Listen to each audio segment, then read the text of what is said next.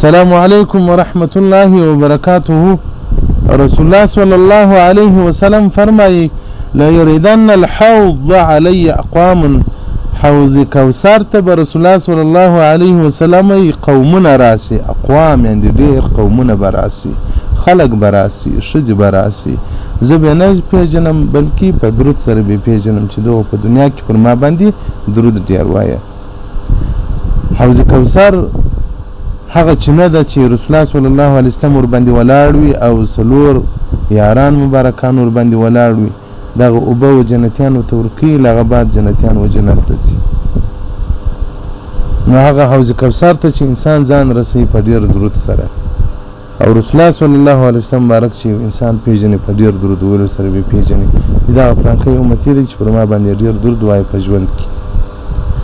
کعب الاحبار رضی الله تعالی عنہ فرمایي وای موسی علیه السلام تعالی جل جلاله وحی وکول یا موسی که خلق زما ستاینه نه کولای، زما حمد نه ویلی، ما به یو ساز کې د اسمان څخه او بنوي ور کړی او نه به پر مځکه باندې شین شی پر شي وای. یا موسی که چا زما عبادت نه کولای، مخلصین نیکان بندگان نه وای په مځکه کې، ما به ګناګارانو ته طرف تعین د سترګو د رف اندازه وخت هم نه وای ورکړی، هغه به مې هلاک کولی. یا موسی علیک الصلاة والسلام کوم خلکو چې د لا اله الا الله شاهدي نه ویلی، یعنی مؤمنان نه وای، ما به جهنم پر دنیا امر کړی وای چې ورسه پر دنیا مسلط سه. یا موسی علیک الصلاة والسلام کوم چې د مساکینو فقراو سره مخامخ سي، د دې سره داسې خبرې کوله که د اغنیاو سره، لکه د سرمایدارانو څنګه پوښتنه کوې، د فقراو د مساکینو سره هم د هغوی پوښتنه کوه. که چیرې دا عمل نه وکړې نو هر څه چې کوې هغه خاورې دي، یعنې هغه په درد نه خوري. د فقراو مساکینو سره ښه کول، د هغو سره تواضع کول، دا د مؤمن خاصیت دی. لکه څنګه چې د یو ماړه سرمایدار سره خبرې کوې، دغه رنګه د فقیر او د غریب سره هم کوه. دواړه د الله بندګان دي. په دنیا باندې سړی نه ښایسته کېږي، په ایمان او په تقوا سړی ښایسته کېږي. او الله جل جلاله ورته یا موسی اتحب، آیا خوند درکوي دا چې د ورځې قیامت تنده نه ووینې؟ دا خوند درکوي چې د ورځې قیامت تنده پر تا باندې نسي را؟ موسی علیه السلام ورته الهي نعم، هو ولې نه راکوي؟ الله جل جلاله څه ورته وایي؟ فأكثر من الصلاة على محمد صلى الله عليه وسلم. اے موسی علیک الصلاة والسلام نو درود وای پر محمد رسول الله صلی الله علیه وسلم باندې. نو عاج تند د قیامت چې د انسان څخه لري کیږي په ډیر درود ویلو سره.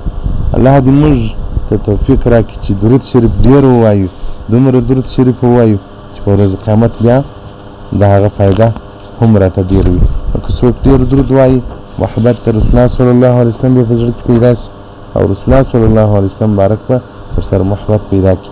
ځکه علما کرام وایي الصلاة علی النبي صلی الله علیه وسلم، درود پر محمد رسول الله صلی الله علیه وسلم باندې ویل، دا سبب، دا یو سبب دی عظیم غټ په زیادت په زیادت کې په محبت ته رسول الله صلی الله علیه وسلم بارک.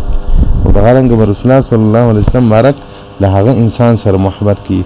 ځکه صحیح ترمذی د عبد الله بن مسعود رضی الله عنه روایت ذکر کوي، او رسول الله صلی الله علیه وسلم فرمای ان اول الناس بی یوم القیامه، هغه جندي هغه محبوب انسانان به په ورځ قیامت مال هغه څوک اکثرهم علیه الصلاة چې پر ما باندې ډیر درود وایست. نو هغه یو عاشق فرمایي، یو شاعر فرمایي ومن مذهب حب النبي وآله، ومن مذهب حب النبي وآله وللناس فيما يعشقون مذاهبون. وعشقان په خپل عشق مذاهب ولاري لري، طرق ولاري لري، مسالک لري.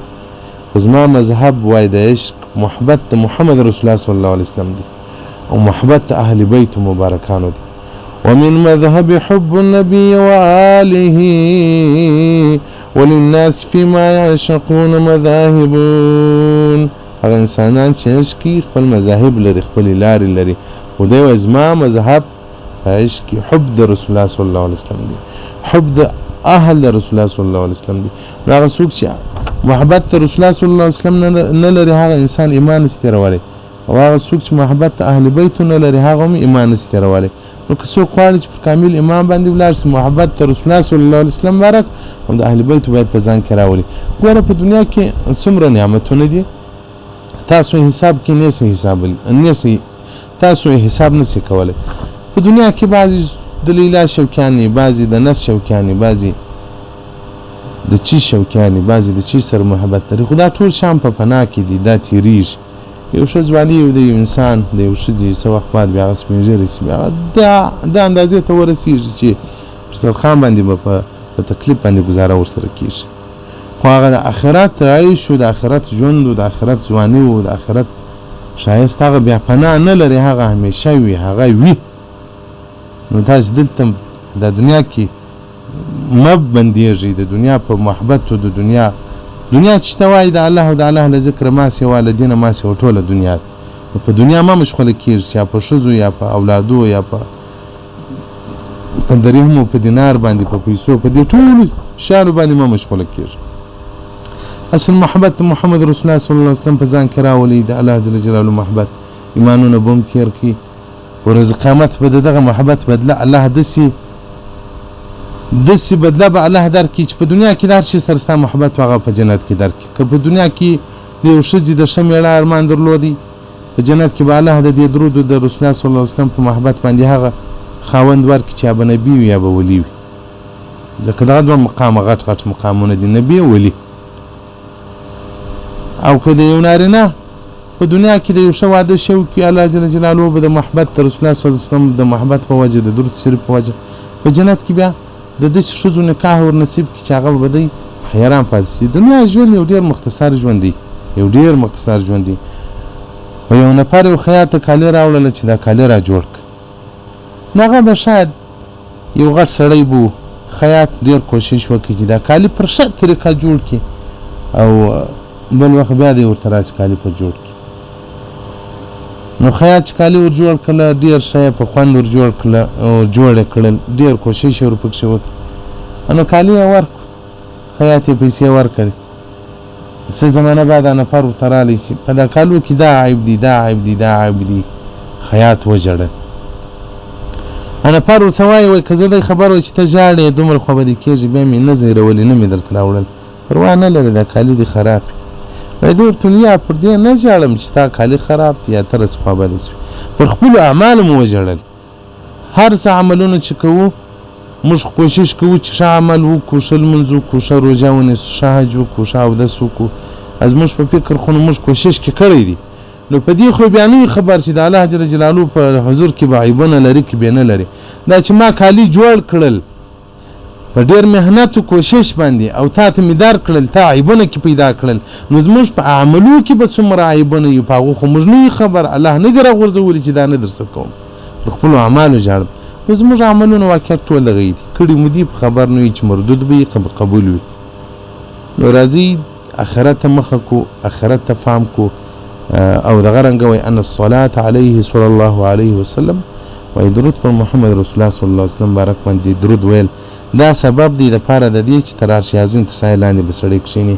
د عرش عظیم تر سایه لاندې رسول الله صلی الله علیه وسلم بارک وایي درې قسمه انسانان کښېني. ثلاث درې انسانان تحت ظل عرش یوم القیامه. په هغو کې یو هغه څوک دی چې ډېر درود وایي، دوم هغه څوک دی چې د یو غریب څخه تکلیف لري کړي، مسکین وي کومک ورسره وکړي، او مریض وي ډاکټر ته یې بوځي، هغه تږي یې اوبه یې کړي، هغه وږي یې ډوډۍ ورکړي. واحیا سنتي، او چې وایي زما سنت را ژوندی کوي، دغه به د عرش عظیم تر سایه لاندې کښېني. نو هغه څوک چې په فقراو او غریبانو کې چوت نه وي هغه به د عرش عظیم د سایه څخه محروم وي. هغه څوک چې په سنت باندې عمل نه کوي هغه به د عرش عظیم د سایه څخه محروم وي. هغه څوک چې درود نه وایي هغه به د عرش عظیم د سایه څخه محروم وي. الله جل جلاله دې موږ توفیق راکړي چې ډېر درود پر محمد رسول الله صلی الله علیه وسلم باندې ووایو. سبحان نمبر 201 القول البديع في الصلاة على حبيبي شفيع صلى الله عليه وسلم. او د غرنګه الصلاة على النبي صلى الله عليه وسلم احکامها فضائلها فوائدها صفحه يوصل درويش.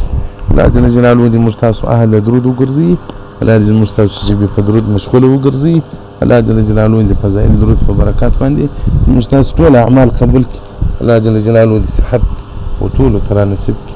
الله جل جلاله د زیات درود ویل توفیق را نصیب کړي. والسلام علیکم ورحمة الله وبرکاته.